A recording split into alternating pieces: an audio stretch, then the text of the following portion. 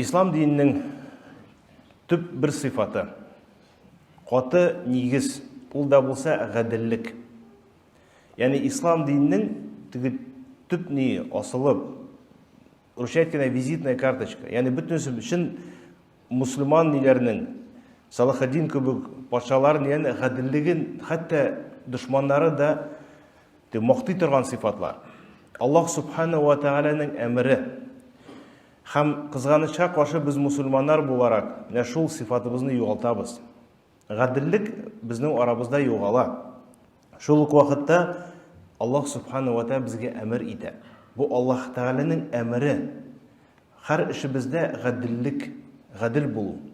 Аллах субхана ва тағала Нахл сүресінің 90-шы аятында айта, шынлықта Аллах субхана ва тағала сізге әмір ете, ғаділлікні соқларға дейді. Хам яқшылық қыларға. Аллах тағаланың әмірі. Нәрсегіне эшләмейбез екен, шул ғаділлікні соқларға тырышырға тиешбіз. Аллах субхана ва тағала ғаділ кішілерін ярата. Мұның турында Мумтахана сүресінің 8-ші аятында айта, шынлықта Аллах субхана ва тағала ғаділлерін ярата дейді. Ғаділ кішілерін ярата дейді. Яғни ғаділ болабыз екен, иншалла Аллах субхана тағала бізні яратыр. Бір яқтан Аллах тағаланың әмірі өтерге тиіш. Шул уақытта өтейбіз, ғаділлікні сақлайбыз екен, Аллах субхана ва тағаланың яратушылардан болуға мүмкінбіз. Шулай Пейғамбарыбыз саллаллаху алейхи ва саллям aytты, шынлықта ғаділләр дей Аллах субхана ва тағала хузурында, қиямет күнінде көтерілген нұрдан болған орындар алырлар дейді. Не үшін? Чөнки ғаділлікні сақладылар. Өзінің ғайлә үшін нәрсегенә болмасын, ғаділлікні сақлаған үшін дейді Пейғамбарыбыз саллаллаху алейхи ва саллям. Яғни бұл дүнияда, өзіміз ғұмырыбызда ғаділлік сақлайбыз екен, Аллах субхана ва тағаланың сүйінішлі бір хабар. Қиямет күнінде Аллах хузурында көтерілген нұрдан болған орынна алашақлар дейді Пейғамбарыбыз саллаллаху алейхи ва саллям. Яғни нәрсе белән шөгыльләнмәйбез. Нинди генә урын Аллах субхана бізге бирмей икән, бізден сорыячак. Біз ғаділ булдыкмы, юк дип. Нинди генә мәсьәләдә булсын. Шуны мисал өчен җитәкчелек берәк шәй бирелде икән, ул эштә ғаділ булырга тиеш. Патшам ул яки ниндидер бер бәләкәй бер җитәк, аның астына берничә кеше эшли икән, мөмкинчелек бар. Кеше хакын алырга, акчасын түләмәскә, ғадилсез булырга. Аны кем аннан сорый? Ләкин шул вакытта ғадил була икән, Пәйгамбәрбез саллаллаху алейхи ва саллям әйткәнчә, кыямәт көндә бүтән күләгә булмаган вакытта Аллаһ Тәгалә күләгә астында 7 төрле кеше булыр ди. Шуның берсе кем? Ғадил җитәкче ди, ғадил патша була. Ғадил булабыз икән, үзебезнең астыбызда булган кешеләр белән, эшебездә, җитәкчелектә, иншалла Аллаһ субхана ва тағаланың күләгәсендә булырга мөмкинбез. Һәм Аллах субхана ва тағала Сад сүрәсендә Дауд алейхиссаламга әйткән сүзләр әйтте. Я Дауд, шынлыкта біз сине халиф итеп куйдык җирдә диде. Һәм кешеләр арасында ғадиллек белән хөкем йөрт диде. Ғадиллек белән хөкем йөрт, үзенең нәфсең артыннан иярмә диде. Чөнки нәфсенең артына иярәсә икән, Аллаһ юлыннан тайып алачаксың диде. Ғадил бул. Патша кеше мөмкинчелек тели икән, ғадилсезлек нитсә дә кем аңа әйтә ала. Ләкин шул вакытта ғадил буласың икән, үз нәфсенә артына иярмичә, иншалла Аллаһ субхана ва тағаланың вәгъдә иткән күләгәсе астында Аллаһның рәхмәтенә ирешә аласыз. Шул ук вакытта казыймы, кеше арасында ниндидер бер хөкем иткән вакытта ғадиллек белән хөкем йөртергә тиешбез. Һәм һичшиксез моның өчен дә Аллаһ субхана бездән сораячак.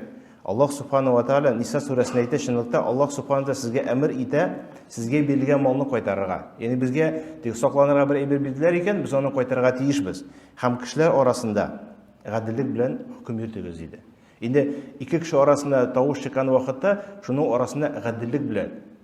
Бу кеше дөрес түгел, ләкин ул минем якын, яки минем туганым дип, бу кеше хаклырак дип әйтү түгел.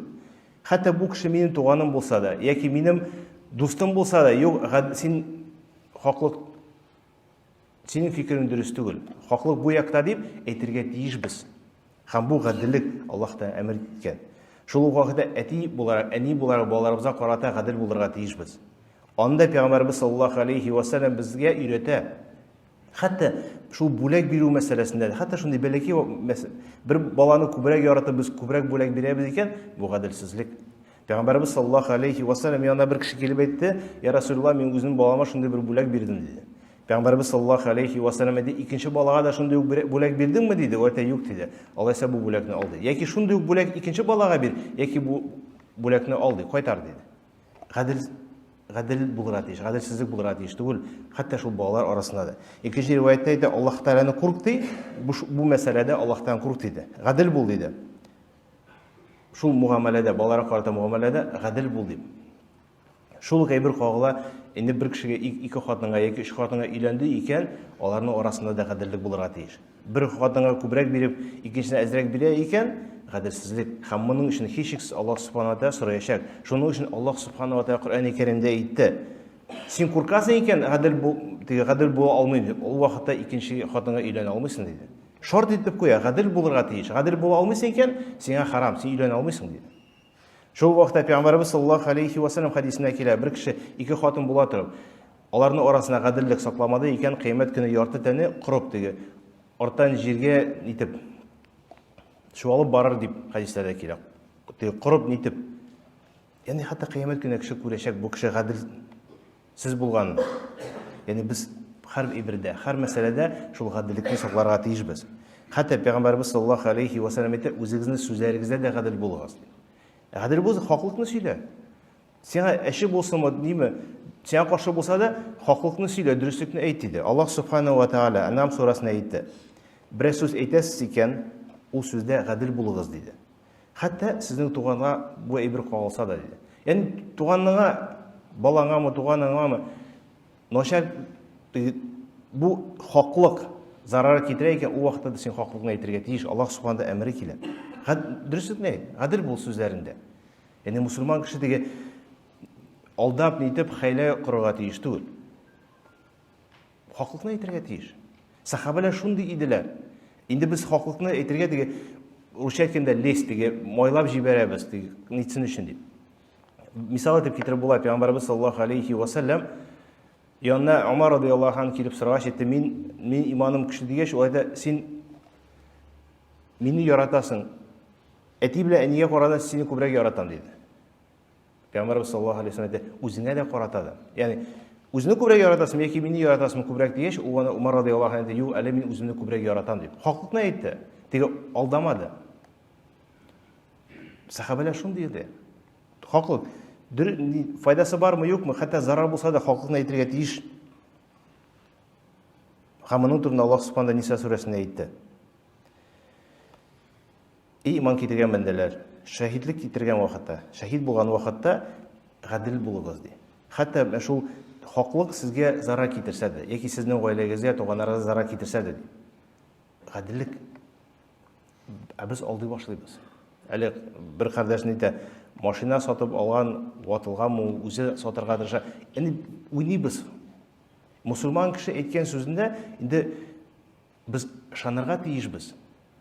Бүген көндә без алдыйбыз. Инде һәр мусульман кеше без алдамый, ышанмый башлады.